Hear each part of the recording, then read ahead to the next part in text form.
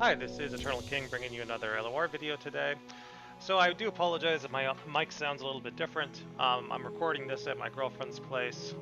But with that out of the way, let's get started. We've got a bunch of new decks with the new variety cards that I can showcase here, all of which have been tested on ladder successfully in Eternal.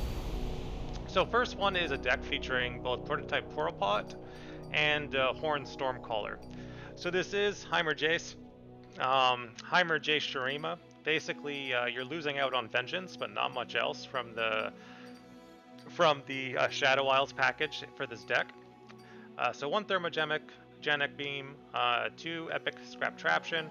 Piltover Tellstones is going to give us Aftershock for landmark removal plus draw. Shurima Tellstones will give us things like follower removal plus, kind of go wide counter.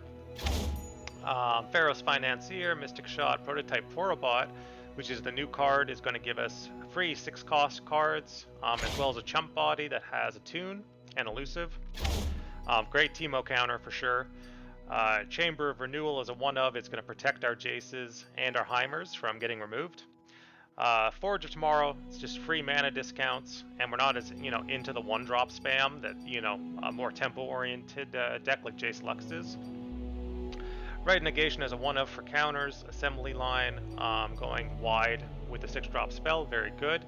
Also getting, the 6-drop off of Heimer is nice as well, so you're going extra wide. Formula for draw. Hexsplitterator as a one-of. Horn Swarmcaller is going to disable keywords on 2 units. They can be champions, or they can be followers, doesn't matter. Elusive, Formidable, any keyword you can think of is now gone. Shock Blast, obviously, because it's the burn win con with Jace. So that's one deck. A very cool list that I enjoy quite a bit. The second deck that I've tested out on Ranked Ladder in Eternal is going to be Undir. So playable Undir. Definitely a pretty good deck. It's using the new Blade-bound Berserker. So this allows your Undir, basically the stance swaps, to target an extra unit, which is very relevant in a mid-range shell. So we're running Omen Hawk as a 3-of. It's a good tempo unit, blocks, elusives. It's a great card. 3 Sisters because it's, basically one of the #1 mid-range spells in Freljord.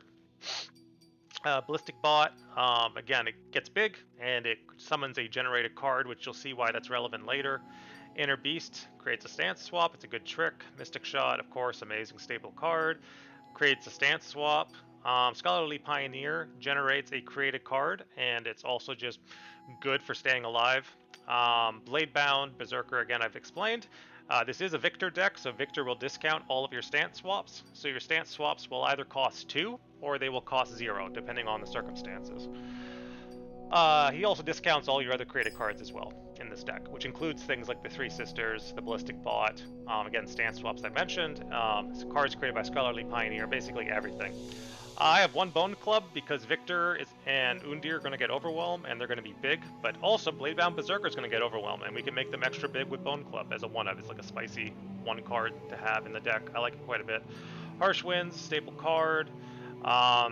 Allseer, again, it's going to make our stance swap 0, so very important in a deck like this. And Shaman's Call is going to give us 2 stance swaps. So what you're going to see is that if both Victor and Undir can survive and stick on the board, they will typically level at the exact same time on curve, which is exceptionally powerful. So by the time you're basically jamming stance swaps into them, but also doing things like having your Ballistic Bot ticking up, both Victor and Undir will be fully leveled, and Victor's going to be ticking up as well with his generated spell. So that's deck number 2. Deck number 3 is a Field of Rush shell, so I call it Stinky Ramp. Stinky Ramp is running a Rastin as a basically a 2-of include. You can either do a 2-of or you can do a 1-of, depending on your preferred ratioing, but it is Field of Ramp. So Faces of the Old One, Vile Feast, Winter's Touch, Withering Wail, Cataclysm of Aeons, Harsh Winds, Trundle, Wild Mysticism, Vengeance, Arastin, because Arastin can't die, and it will turbo out the Volibear in most cases, because all it has to do is strike or block, it doesn't matter. It That Stares as a 3-of, obviously, staple ramp card. Very nice staple ramp card, Volibear, and then Field of Rush. So those are 3 brand new decks that I basically created all around the same time. I've tested all of them. They're all good in Eternal, and they all use the new variety cards. And I would consider them to be competitive enough.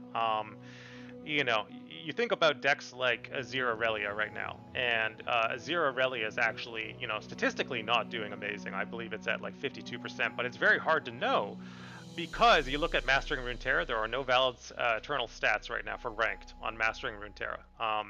They just don't exist yet. The numbers aren't in.